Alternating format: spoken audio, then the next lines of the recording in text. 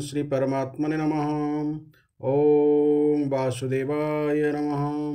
ओम व्यासदेवाय नमः। ओम जगन्नाथदासाय नमः। हे माँ सरस्वती तमें कंठरे बस, माँ कंठरे बस। अतिबड़ी जगन्नाथ दास रचित श्रीमद्भागवत महापुराणर दशम स्कंध द्वारका लीलार आज 86तम अध्याय श्रवण करिबा।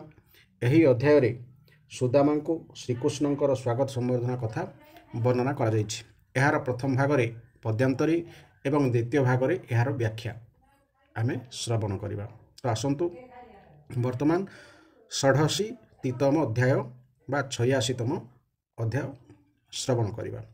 श्रीकृष्ण श्रीदामार संगे गुरुभ बन कथा रंगे पचारि लभिले आमोद छयाओ शिरे ए संवाद सुकच रणे देई शिर बोले पो ऋक्ष नृपवर राजा परीक्षित उवाच भौमुनि अनंत चरित शुनि हो इली कृतकृत्य महात्मा अनंतर वाणी आत्मा पवित्र कलि शुणी शंकर शण कर्म जेते अनंत बल प्रमिते माया मनुष्य रूप धरी देवे अद्भुत कर्म करी अधर्म नासी धर्म रक्षा पुराई साधु मन वांछा हरिले धरणीर भार ब्रह्मास करे अगोचर आबर कर्म कले जेते भौमुनि कहम अग्रहते कृष्ण चरित अविरत शुणिके होए तो सचित काम्य संकल्पे मूढ़ जन विष्णुमा यारे होई छन जंत्रित होई माया पाश दुर्लभ जन्म करे नाश कृष्णर गुण सुध मने निरते गुणे जे बचने ताहाकु बोली वाक्य सार अन्य प्रकारे नोहे सार जे हस्त करे विष्णु कर्म ताहाकु बोली हस्त धर्म स्थिर जंगम मध्य हरि अनंत घटे छंति पुरी एभावे जे करई ध्यान ताहाकु बोली शुद्ध मन कृष्णर गुण गाथा बाणी जे कने निरंतरे शुणी ताहाकु कन बोली लेखी अन्यथा भूमि बिललखी स्थावर आदि जेते देही एहांक मध्य हरि थाई जे जानी करे नमस्कार निश्चेता हाकु बोली शिर कृष्णर रूप जे लोचन निरते करे दर्शन ताहाकु बोली चक्षु एका अन्य से मयूर चंद्रिका विष्णुआ बरता सेवक ताहांक चरण उदक जहाँक शरीर लगई से प्राणी धन्य देव बही सुत उवाच एमंत शुणी राजा मुखे सुकलोचन बुझी सुखे कृष्ण चरणे मन देई कहती राजा मुख चाहि श्री शुक उवाच शुणो अभ्युमन्यु बला पूर्वे दरिद्र विप्रेथिला विद्यापठने गुरु घरे गोविंद अवंती नगरे ताहार संगे हेले मित्र एकथा इहो लोके चित्र से विप्र वेद विद मध्य उत्तम इंद्रिय गण साधे गृहस्थ आश्रमे बसई स्वधर्मे जेते धन पाई से धने पोषई जीवन ନିରତେ କୃଷ୍ଣ ପାଦେ ମନ। କୁଚିତ ବସ୍ତ୍ର ପରିଧାନ କ୍ଷୁଧାରେ ଶରୀର ତାକ୍ଷୀଣ। ତାରକା ମିନି ପତିବ୍ରତା ନିରତେ ସ୍ୱାମୀ ପାଦେ ଚିନ୍ତା। ଏମନ୍ତେ ମହା ଦୁଃଖ ସହି ବୋଲେ ସ୍ୱାମୀର ମୁଖ ଚାହିଁ। ଭୋନାଥ ସଂସାରର ସାର ଦୁର୍ଲଭ ମନୁଷ୍ୟ ଶରୀର। ପୂର୍ବେ ସଞ୍ଚିଲା ପୁଣ୍ୟ ନାହିଁ ଦରିଦ୍ର ପଣେ ଦେହ ବହି। ଆହାରେ ହୋଇଲୁ ନିରାଶ ଧିକ ଆମ୍ଭର ଗୃହବାସ। ପୂର୍ବେ ନ ଦେଲୁ ବିପ୍ର ହସ୍ତେ ଏବେ ପାଇବୁ କେଉଁ ମତେ। ହୋଇଲା ଦରିଦ୍ର ଜୀବନ ଭୋନାଥ ଶୁଣ ମୋ ବଚନ। ତୁମ୍ଭେ ଯେ ବୋଲୁଥାଅ ନିତେ ମୋ ମିତ୍ର କୃଷ୍ଣର ସଙ୍ଗତେ। ସେ ହରି ବ୍ରାହ୍ମଣ ବଛଳ କରୁଣା ସିନ୍ଧୁ ଆଦି ମୂଳ। ଅନାଥ ଜନ ନିସ୍ତାରଣ ଶରଣ ପରମ କାରଣ। ସାଧୁ ଜନଙ୍କ ନିଜ ପତି ନିଶ୍ଚିନ୍ତେ ଛନ୍ତି ଦ୍ୱାରାବତୀ। ତାଙ୍କ ନିକଟେ ତୁମ୍ଭେ ଯାଅ ମୋର ଦରିଦ୍ରପଣ କହ। ମିତ୍ର କାମିନୀ ଦୁଃଖ ଶୁଣି ଦୟା ସାଗର ଚକ୍ରପାଣି। ଅନେକ ଧନ ତୁମ୍ଭ ହସ୍ତେ ଦେବେ ସେ ମିତ୍ର ଭାବ ଅର୍ଥେ। ତାହାଙ୍କ ପଦ୍ମପାଦ ଚିତେ ଯେ ପ୍ରାଣୀ ଚିନ୍ତେ ଅବିରତେ। ତାହାକୁ ଆତ୍ମା ପଦ ଦିଅନ୍ତି ଏ ତଥ୍ୟ ବେଦେ କହିଛନ୍ତି। ଯେ ଅବା ଧନ ଅର୍ଥେ ସେବେ ଧର୍ମାଦି ତିନି ବର୍ଗ ଲଭେ। ଏମନ୍ତ ମହିମା ତାଙ୍କର ଭୋନାଥ ବିଳମ୍ବନ କର। ଏମନ୍ତ ଶୁଣି ତା ବଚନ ବ୍ରାହ୍ମଣ ବିଚାରଇ ମନ। ଏମନ୍ତ ପୂର୍ବ ଭାଗ୍ୟ ମୋର ଦେଖିବି ଶରଣ ସୋଦର। ବଡ଼ ପରମ ଲାଭ ମୋର ଜନ୍ମ ମରଣ ଜୀବ ଦୂର। ବ୍ରାହ୍ମଣ ବଛଳ ଅନନ୍ତ ସ୍ୱଭାବେ ମୁହିଁ ତାଙ୍କ ମିତ୍ର। ପ୍ରାଣୀର ଭାବ ସେ ଜାଣନ୍ତି ଯେଣୁ ସକଳ ହୃଦେ ଥାନ୍ତି। କମଳା ସେବେ ଯେ ଚରଣ ମୁଁ ତାରେ ପଶିବି ଶରଣ। ପତ୍ନୀ ବଚନେ ମୋ ଗମନ ଗୋବିନ୍ଦ ଦେବେ ମୋତେ ଧନ। ମିତ୍ର ଇରି ନାହିଁ ଯାର ଭାବକୁ ବସ ଆତ୍ମା ତାହାର। ଏମନ୍ତ କରି ଅନୁମାନ ପତ୍ନୀ କି ବୋଲଇ ବଚନ। ମିତ୍ର ଭୁବନେ ଯିବି ମୁହିଁ ଭେଟିବି କିବା ଦ୍ରବ୍ୟ ନେଇ। ବନ୍ଧୁ ସୁହୃଦ ଗୃହ ଗତେ ଯେ ପ୍ରାଣୀ ଗମେ ଶୂନ୍ୟ ହସ୍ତେ। ଭାବନ ରହେ ବେନି ମଧ୍ୟେ ନିନ୍ଦିତ ଶାସ୍ତ୍ର ଅନୁବାଦେ। ଯେ ଅବା ଅଛି ମୋର ଘର ଆଣିତା ଦିଅ ଉପହାର। ଯିବଇଁ ମିତ୍ର ଦରଶନେ ଏମନ୍ତେ ସ୍ୱାମୀର ବଚନେ। ବିପ୍ର ଘରଣୀ ଭିକ୍ଷା କରି ପୃଥୁତ ଡୋଳ ମୁଷ୍ଟି ଚାରି। ଚିରାବସନେ ବାନ୍ଧି ଧୀରେ ତକ୍ଷଣେ ଦେଲା ସ୍ୱାମୀ କହରେ।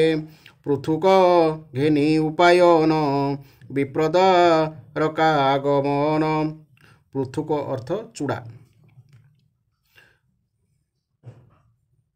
ବିପ୍ରଚିନ୍ତଇ ପଥେ ଯାନ୍ତେ କୃଷ୍ଣଙ୍କୁ ଭେଟିବି କେମନ୍ତେ। ଦରିଦ୍ର ଦୁଃଖ ଏ ମୋହର ସେ ହରି ବ୍ରହ୍ମାଣ୍ଡ ଠାକୁର। ଏମନ୍ତେ ବିଚାରଇ ମନେ ପଥେ ଗମଇ ସାବଧାନେ। କଣ୍ଟକ ତୃଣଲତା ଗୁଳ୍ମ ପାଷାଣ ପର୍ବତ ଦୁର୍ଗମ। ଘୋର ଗହନ ଗଲା ଜିଣି ଗମଇ ଦିବସ ରଜନୀ। ଅନେକ ଯାଇ ପଥଶ୍ରମ ମିଳିଲା ଦ୍ୱାରକା ଭୁବନ। ବୃଷ୍ଟି ଅନ୍ଧକ ଯଦୁପୁର କିଏ ବା ଦେବା ପଟାନ୍ତର। ଯହିଁ ଗୋବିନ୍ଦ ଗୃହାଶ୍ରମୀ 16,000 ନାରୀ ରମୀ। ସେ ପୁରେ ସେ ବିପ୍ର ପ୍ରବେଶେ ଜୀବ ଯେ ସନ ବ୍ରହ୍ମେ ମିଶେ। ମିଳିଲା ରୁକ୍ମିଣୀ ମନ୍ଦିର ଯହିଁ ବି ଜୟ ଚକ୍ରଧର। ବିପ୍ର ମିଳିଲା ସେ ଭୁବନେ ଭକତ ବନ୍ଧୁ ଦର୍ଶନେ। ଗୋବିନ୍ଦ ବିପ୍ର ମୁଖ ଦେଖି ଉଠିଲେ ଆସନ ଉପେକ୍ଷୀ। ପ୍ରିୟାର ସଙ୍ଗ ଛାଡ଼ି ହରି ବିପ୍ରକୁ ଆଲିଙ୍ଗନ କରି। ଜଗତ ବନ୍ଧୁ ଦାମୋଦର ହୃଦୟ ଗାଇ ବିପ୍ରବର। ଆନନ୍ଦେ ପୁଣ ପୁଣ କୋଳେ ନୟନ ଯୋଗୁଁ ଅଶ୍ରୁ ଗଳେ। ପଲ୍ୟଙ୍କେ ମିତ୍ରକୁ ବସାଇ ଚରଣ ଶୁଦ୍ଧ ଜଳେ ଧୋଇ। ଶେଷ ଉଦକ ଶିରେ ଲଇଁ ନମିଲେ ବ୍ରହ୍ମାଣ୍ଡ ଗୋସାଇଁ। ଯାପାଦ ଜଳ ଗଙ୍ଗା ନଦୀ ପବିତ୍ର ଜଗତେ ପ୍ରସିଦ୍ଧି। ଜାନାମେ ସର୍ବ ପାପ ହରେ ସେ ବିପ୍ରେ ପାଦ ବହେ ଶିରେ। ଶ୍ରୀକରେ ଘେନି ଚତୁସମ ସୌରଭ ଗନ୍ଧେ ମନୋରମ। ଚତୁଃସମ ଅର୍ଥାତ୍ କର୍ପୂର କସ୍ତୁରୀ କେଶର ଓ ଚନ୍ଦନ ମିଶ୍ରିତ ପ୍ରଲେପକୁ ଚତୁଃସମ କୁହାଯାଏ। ଆନନ୍ଦେ ବିପ୍ର ଅଙ୍ଗେ ବୋଳି ଭକତ ବନ୍ଧୁ ବନମାଳି। ଅଗୁରୁ ଧୂପ ଦେଇ ପାଶେ ପାଦ ପୋଛନ୍ତି ପିତ ବାସେ। କର୍ପୂର ବାସେ ଦୀପ ପନ୍ତି ଆନନ୍ଦେ ଜାଳି ଯଦୁପତି। ଚରଣ ପୂଜି ଷଢ଼ର୍ଘେ ତାମ୍ବୁଳ ଦେଲେ ଅନୁରାଗେ। କୁଶଳ ପ୍ରଶ୍ନ ଭଗବାନ ମିତ୍ରେ ପୁଛନ୍ତି ତୋଷ ମୋହନ। କୁଚିତ ବସ୍ତ୍ର ଦ୍ୱିଜବର ମଳିନ ଦିଶେ କଳେବର। କ୍ଷୁଧା ନଳେ କମ୍ପେ କାଏ ଶିରାଦି ସହି ସର୍ବଦେହେ। ଦିବ୍ୟଚା ମର କରେ ଧରି ବିଞ୍ଚନ୍ତି ଭୀଷ୍ମକ କୁମାରୀ। କୃଷ୍ଣର ଅନ୍ତଃପୁର ନାରୀ ବିପ୍ରଙ୍କୁ ଦେଖନ୍ତି ଉଭାରି। କୃଷ୍ଣର ଶୋଭା ଅନୁମାନେ ଦେଖନ୍ତି ବିସ୍ମିତ ବଦନେ। ଏକ ଆରେକ ମୁଖ ଚାହିଁ ବୋଲନ୍ତି ଗାଲେ ହସ୍ତ ଦେଇ। ଦେଖ ଏ ହାର ତପ ଫଳ ଯାର ସେ ବକ ନନ୍ଦ ବାଳ। ଏମନ୍ତ ନାହିଁ ନା ଦେଖିଲା ପୂର୍ବେ କେତେ ତପ କଲା। ରୂପଦି ସଇ ବିପରୀତ କେଶ ଖାଙ୍କର ଅବଧୂତ। ଖାଙ୍କର ଅର୍ଥାତ୍ ନୁଖୁରା ବା ମୁକୁଳା। ଦେଖ ଏ ଅଧମ ନିର୍ଧନ ଇହ ସଂସାରେ ଶ୍ରିୟାହୀନ। ଏହାର ଦେହେ ନନ୍ଦବଳା ଶ୍ରୀଭୁଜେ ଆଲିଙ୍ଗନ କଲା। ଲକ୍ଷ୍ମୀର ସଙ୍ଗ ସ୍ନେହ ତେଜି ଆନନ୍ଦେ ବେନି ଚକ୍ଷୁ ବୁଜି। ଆନନ୍ଦେ ତୋଳି ବେନି ଭୁଜେ ଯେମନ୍ତେ ବଳଭଦ୍ର ଭଜେ। ଏମନ୍ତ ବୋଲୁ ପୁରଜନେ ଗୋବିନ୍ଦ ଗଭୀର ବଚନେ। ଗୁରୁ ଭୁବନେ ବାଲ୍ୟକାଳେ ଥିଲେ ଯେ ବିଦ୍ୟା ସଙ୍ଗୀ ମେଳେ।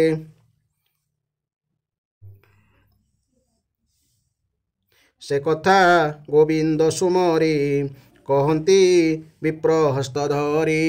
ଲଳିତ ଗାଥା ଦାମୋଦର ବୋଲନ୍ତି ଶୁଣ ବିପ୍ରବର। ଗୁରୁ ଦକ୍ଷିଣା ଆମ୍ଭେ ଦେଇ ପୁରେ ଇଲୁ ବେନି ଭାଇ। ତୁମ୍ଭେ ଯେ ବିଦ୍ୟା ସମାପତେ ନିଜ ଭୁବନେ ଉପଗତେ। ଉତ୍ତମ କୁଳେ କନ୍ୟାବରୀ ବିବାହ ଇଲ ନିକି ନାରୀ। ନିକି ଅର୍ଥାତ୍ ସତେକି। ତାହା ମୁଁ ନ ମଣଇ ସତ ଦେଖି ତୁ ଭର ଦୁଃଖ ଚିତ ଗୃହକ ରଣେ କାମ ଭୋଗେ ତୁମ୍ଭର ମନ ବୈରାଗେ ନିରେଖ ପ୍ରାୟ ମୁଁ ମଣଇ ବୋଲନ୍ତି ପ୍ରଭୁ ଭାବଗ୍ରାହୀ ଥୋକାଏ ଲୋକ ଏ ସଂସାରେ କର୍ମ ସାଧନ୍ତି ନିଜ ଘରେ କର୍ମେନୁ ହନ୍ତି ହତଚେତା ସଂସାର ଗୃହେ ମୁହିଁ ଯଥା ଭୂମିତ୍ର ଗୁରୁ ଗୃହେ ଥାଇ ବିଦ୍ୟା ପଢ଼ିଲୁ ବେନି ଭାଇ ତୁମ୍ଭର ସଙ୍ଗେ ଶିଶୁ ମେଳେ ଯେଓବା କଲୁ ବାଳକାଳେ ଗୁରୁ କହନ୍ତି ଜ୍ଞାନ ସାର ଜେଣେ ନ ଲାଗେ ସଂସାର ଯେ ଗୁରୁ ପୁଣ୍ୟ କର୍ମ ଫଳେ ଜନ୍ମଲ ଭିଲୁ ମହି ତଳେ ସେ ଆଦି ଗୁରୁ ଜନ୍ମକର୍ତ୍ତା ତହୁଁ ଅଧିକ ବିଦ୍ୟାଦାତା ତାତହୁଁ ଶ୍ରେଷ୍ଠ ଜ୍ଞାନ ଗୁରୁ ମହିମା କେବା ଅନ୍ତ କରୁ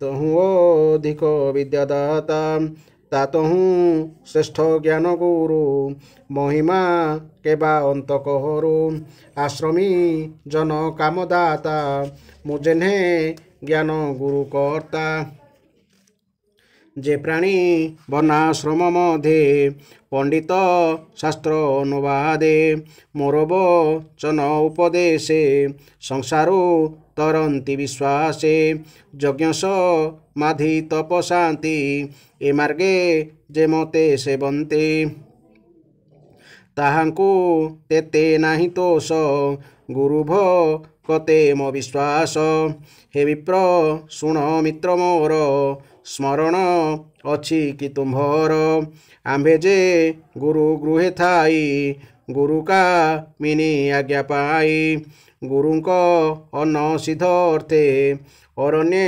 ପଶିଲୁ ସମସ୍ତେ ଶୁଖିଲା କାଷ୍ଠ ଆଣିବାରେ ମିଳିଲୁ ଘୋର ବନସ୍ତରେ ଏମନ୍ତେ ଅପଋତୁ କାଳେ ଗଗନେ ମିଳି ମେଘମାଳେ ଦିଗଜେ କଲେ ଅନ୍ଧକାର ବାତବ ରସା ମହାଘୋର ନିଷ୍ଠୁର ବଜ୍ରଘାତ ତ୍ରାସ ବନେନ ଦେଶେ ଦଶ ଦିଶ ତକ୍ଷଣେ ରବି ଅସ୍ତ ଗଲା ଘୋରତି ମୀର ପ୍ରକାଶିଲା ଶୁଖିଲା କାଷ୍ଠ ଘେନି କରେ ଆମ୍ଭେ ପଶିଲୁ ବନ ଘୋରେ ଜଳେ ପୁରିଲା ବନ ଭୂଇଁ ସ୍ଥଳଗ ବୀର ନଦୀ ସହି ଜଳପ ବନ ଦେହେ ବାଜି ଆମ୍ଭେ ଯେ ବୁଲୁ ସ୍ଥାନ ଖୋଜି ଏକ ରକେ ହସ୍ତ ଧରି ଦିଗନ ପାରୁ ସ୍ଥିର କରି କାତରେ ଉଠି ବୃକ୍ଷ ଡାଳେ ରାତ୍ର ବଞ୍ଚିଲୁ ସଙ୍ଗ ମେଳେ ଏମନ୍ତେ ରଜନୀ ପାହିଲା ରବି କିରଣ ପ୍ରକାଶିଲା ଗୁରୁ କାମିନୀ ଗୁରୁ ମେଳେ ଆମ୍ଭଙ୍କୁ ଖୋଜି ପ୍ରାତଃକାଳେ ମିଳିଲେ ବନ ଭୂମି ଲାଗେ ସେ ପତି ପତ୍ନୀ ଏକ ସଙ୍ଗେ ଡାକନ୍ତି ମୁଖେ ନାମ ଧରି ଖୋଜନ୍ତି ଘୋର ବନେ ହେରି ଶବଦ ଶୁଣି ଘୋର ବନେ ଆମେ ମିଳିଲୁ ତୋଷ ମନେ ଆତୁରେ ଶୁଖିଛି ବଦନ ଆମ୍ଭକୁ ଦେଖି ତୋଷ ମନ ଆମ୍ଭର ଦୁଃଖ ମୁଖ ଚାହିଁ ଗୁରୁ ବୋଲନ୍ତି ତୋଷ ହୋଇ ହେ ଶିଷ୍ୟ ପୁତ୍ର ମୋର ଅର୍ଥେ ତୁମ୍ଭେ ଯେ ଗହନ ବନସ୍ତେ ଦୁର୍ଲଭ ପ୍ରାଣ ଏ ଜଗତେ ଏହା ନ ଗଣ ମୋର ଅର୍ଥେ ଦୁଃଖେ ଭ୍ରମିଲ ଘୋର ବନ ମୁଁ ଆଜ ହୋଇଲି ପ୍ରସନ୍ନ ଯେତେ ତୁମ୍ଭର ମନୋରଥ ମୋର କଲ୍ୟାଣେ ହେଉ ସ୍ୱାର୍ଥ ମୋର କଲ୍ୟାଣେ ହେଉ ସାର୍ଥ। ତୁମ୍ଭର ବେଦ ବିଦ୍ୟା ଯେତେ ନିଶ୍ଚଳେ ରହୁ ଶୁଦ୍ଧ ଚିତେ। ଏମନ୍ତ କଲେ ସେ କଲ୍ୟାଣ କୃଷ୍ଣ ବୋଲନ୍ତି ମିତ୍ର ଶୁଣ। ଏମନ୍ତେ ନାନା କୌତୁକେ ବଞ୍ଚିଲୁ ଗୁରୁ ଗୃହେ ସୁଖେ। ଗୁରୁ ପ୍ରସନେ ବିଦ୍ୟା ଜାଣି ବ୍ରାହ୍ମଣ ବୋଲେ ତାହା ଶୁଣି। ତୁ ନାଥ ଦେବଙ୍କର ଗୁରୁ ବିପାକ ଫଳ ତୁ ବିଚାରୁ। ଗୁରୁ ଭବନେ ତୋର ମେଳେ ମୁଁ ଯେ ବଞ୍ଚିଲି ବାଳକାଳେ। ତୋ ସଙ୍ଗେ ଥାଇ ପୂର୍ଣ୍ଣ କାମ କାହୁଁ ଲାଗିବ ଭବଭ୍ରମ। ଦେହଙ୍କ ସ୍ଥାନ ତୋ ଶରୀର ତୁ ଆଦି ଧର୍ମ ନିରାକାର। ସର୍ବସମ୍ଭବ ତୋ ଶରୀରେ ତୋ ସଙ୍ଗେ ଗୁରୁଙ୍କ ନଗରେ। ମୁଁ ଥିଲି ବୋଲିବ କେଜନ ଏ ବଡ଼ ଶାସ୍ତ୍ର ବିଡ଼ମ୍ବନ।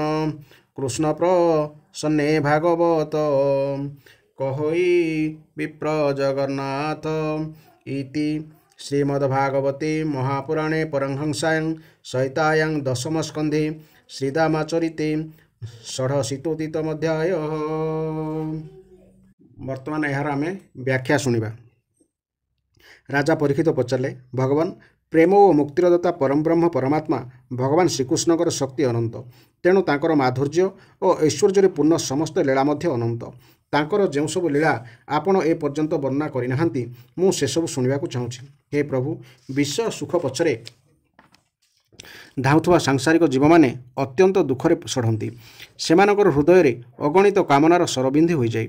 ଏପରି ସ୍ଥିତିରେ ଯେଉଁ ରସଜ୍ଞ ପୁରୁଷ ଭଲା ପବିତ୍ର କୀର୍ତ୍ତି ଭଗବାନ ଶ୍ରୀକୃଷ୍ଣଙ୍କର ମଙ୍ଗଳମୟୀ ଲୀଳା ଶୁଣିବାକୁ ପାଇ ଆହୁରି ଆହୁରି ଶୁଣିବାକୁ ନ ଚାହିଁବ।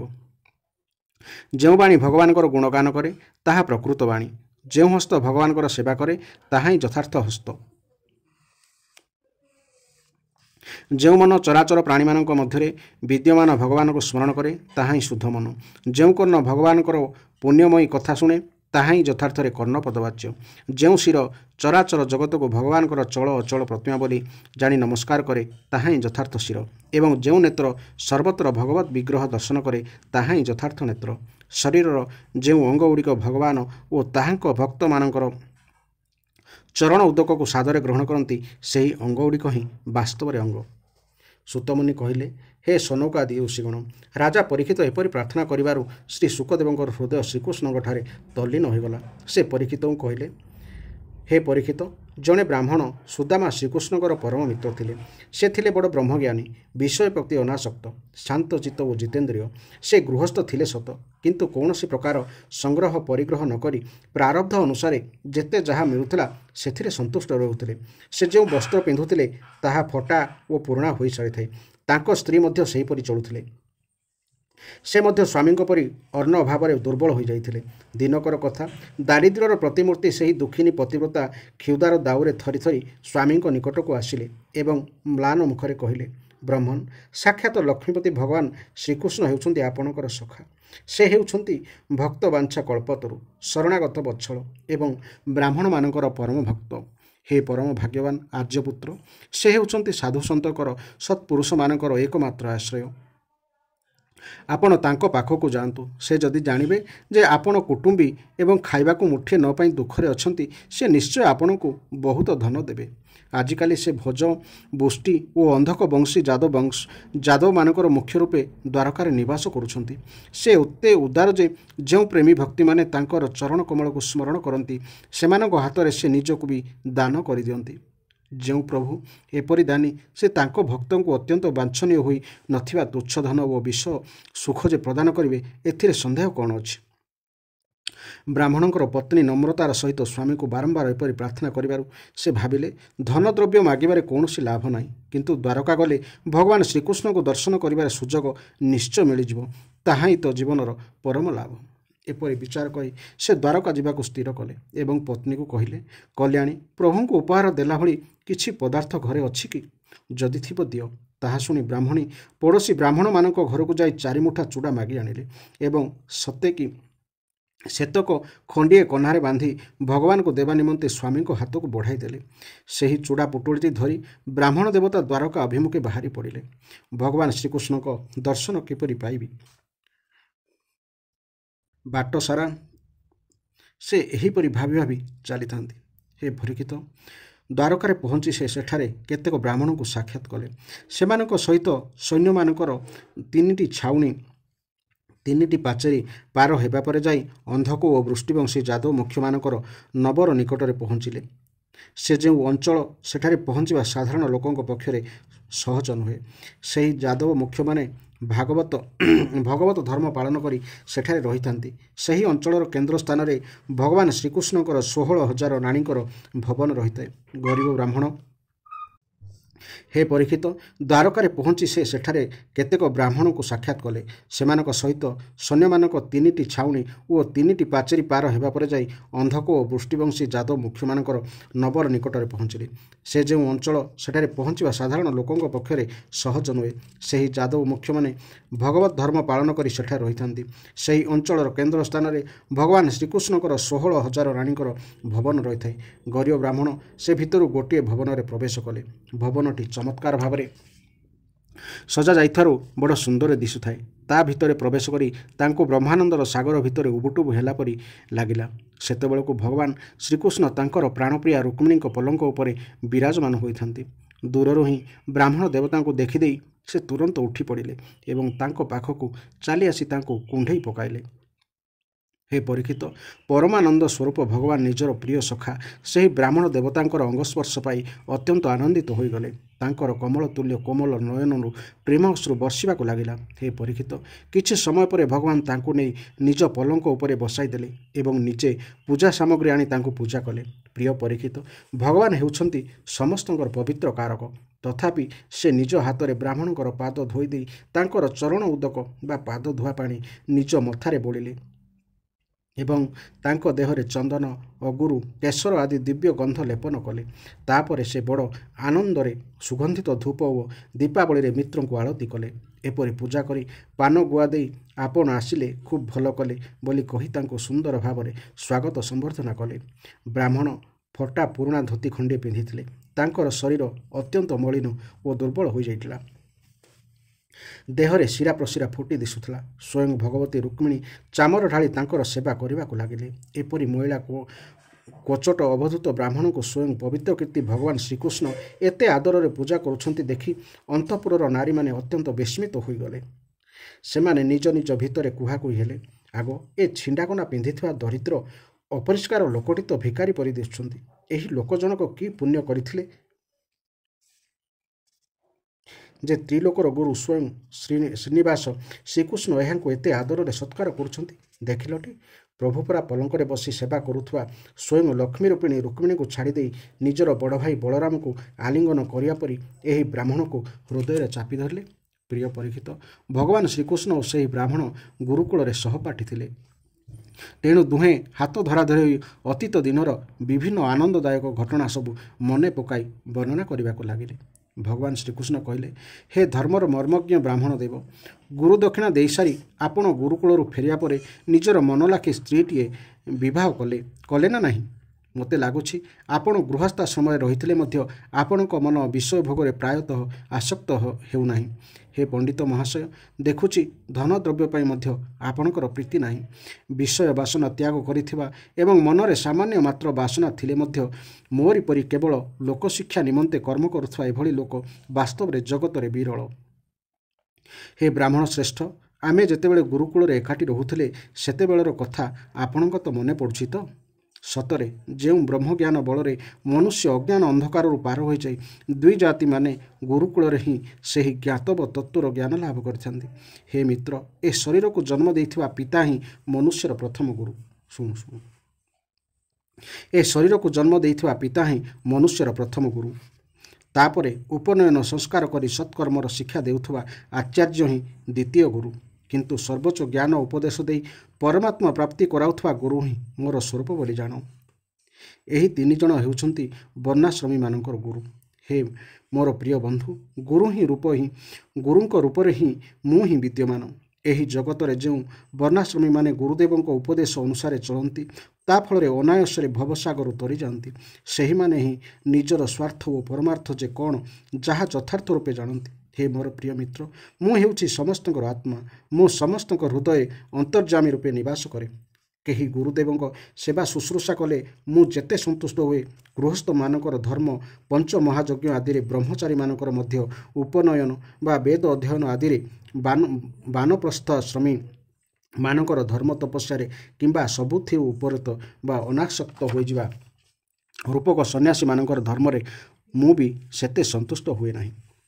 ହେ ବ୍ରାହ୍ମଣ ଦେବତା, ଆମେ ଗୁରୁକୁଳରେ ବାସ କରୁଥିବା ବେଳେ ଗୁରୁପତ୍ନୀ ଆମ ହେ ବ୍ରାହ୍ମଣ ଦେବତା, ଆମେମାନେ ଗୁରୁକୁଳରେ ବାସ କରୁଥିବା ବେଳେ ଗୁରୁପତ୍ନୀ ଆମ ଦୁହିଁ ଜଣଙ୍କୁ ଯେଉଁଦିନ ଜାଳେଣୀ କାଠ ଆଣିବା ନିମନ୍ତେ ବଣକୁ ପଠାଇଥିଲେ, ଆପଣଙ୍କର ସେଦିନ କଥା ମନେ ଅଛିଟି?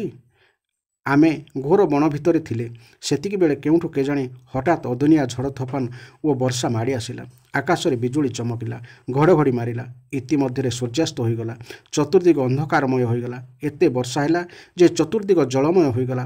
ଖାଲ ଯେଉଁଠି ଢିପ, କେଉଁଠି କିଛି ଜଣାପଡ଼ିଲା ନାହିଁ। କି ବର୍ଷା!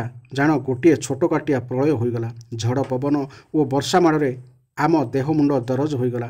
ଦିଗ ବି ବାରି ହେଲା ନାହିଁ। ଆମେ ଦୁହେଁ ଆତୁର ହୋଇ, ହାତ ଧରାଧରି ହୋଇ ବଣ ଭିତରଟାରେ ବାଟ ବଣା ହୋଇ ଏଣେତେଣେ ବୁଲିଲେ। ଆମେ ଦୁହେଁ ବଣରେ ରହିଯିବା କଥା ଜାଣି ଆମ ଗୁରୁଦେବ ସାନ୍ଦୀପନୀ ମୁନି ସୂର୍ଯ୍ୟୋଦୟ ହେବା ପରେ ବଣରେ ପଶି ଆମକୁ ଖୋଜିବାକୁ ଲାଗିଲେ। ସେ ବଣ ସାରା ଖୋଜି ଖୋଜି ଆମକୁ ପାଇଲା ବେଳକୁ ଆମେ ବିପଦରେ ପଡ଼ି ବ୍ୟାକୁଳ ହେଉଥିଲେ। ସେ ଆଶ୍ଚର୍ଯ୍ୟାନ୍ୱିତ ହୋଇ କହିଲେ, ବାପ, ତୁମେ ଦୁହେଁ ମୋ ପାଇଁ ବହୁତ କଷ୍ଟ ସହିଲ। ପ୍ରାଣୀ ମାତ୍ରକେ ସମସ୍ତଙ୍କ ପାଇଁ ନିଜ ଶରୀରଟା ହେଉଛି ପୃଥିବୀର ସବୁଠାରୁ ଅଧିକ ପ୍ରିୟ ବସ୍ତୁ। କିନ୍ତୁ ତୁମେ ଦୁହେଁ ଶାରୀରିକ କଷ୍ଟକୁ ଭ୍ରୂକ୍ଷେପ ନ କରି ମୋରି ସେବାରେ ଲାଗି ରହିଲ। ଗୁରୁଙ୍କ ଋଣରୁ ମୁକ୍ତ ହେବାକୁ ହେଲେ ସତ୍ ଶିଷ୍ୟମାନଙ୍କର କର୍ତ୍ତବ୍ୟ ହେଉଛି ବିଶୁଦ୍ଧ ଭାବରେ ନିଜର ସବୁକିଛି, ଏପରିକି ଶରୀରକୁ ମଧ୍ୟ ଗୁରୁଙ୍କ ସେବାରେ ଲଗାଇ ଦେବା ଉଚିତ। ହେ ଶ୍ରେଷ୍ଠ ଦ୍ୱିଜମାନେ, ମୁଁ ତୁମମାନଙ୍କ ଉପରେ ଅତ୍ୟନ୍ତ ପ୍ରସନ୍ନ ହେଉଛି।